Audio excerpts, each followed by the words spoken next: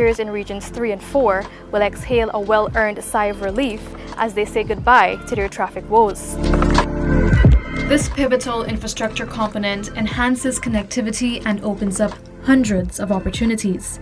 It serves as a cornerstone in addressing the intricate challenges posed by rapid urbanization. Currently, we are standing on a temporary structure that will aid in the construction of the new Demerara River Crossing.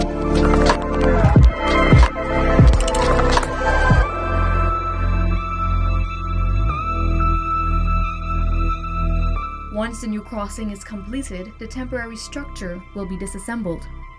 The structure will connect at Nandi Park on the east bank of Demerara and Lagrange on the west bank.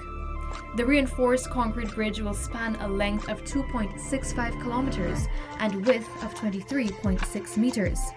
The bridge is purpose-built to accommodate Handymax vessels, allowing them to pass underneath at a height of 50 meters, while ensuring a minimum horizontal width of 210 meters for navigation.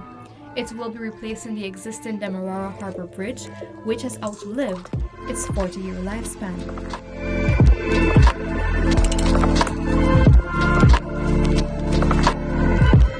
The non-retractable 4-lane river crossing will significantly alleviate traffic congestion, affording commuters in Regions 3 and 4 much more time off the gridlock. But it's more than just that. The new bridge will be instrumental in supporting the oil and gas sector in Guyana as companies establish facilities on the west bank and west coast of Demerara, including the Gas-to-Energy project and the Vredenhoek deepwater port. We are here in Peters Hall, where 25 meters above the public road, the bridge will be suspended, leading to the Heroes Highway, which will revolutionize connectivity. The bridge is being built by the world's largest construction company, JV China Railway Construction Corporation International. The Cacique Crown of Honor will be reflected in the design of the bridge, forming part of the visual centerpiece.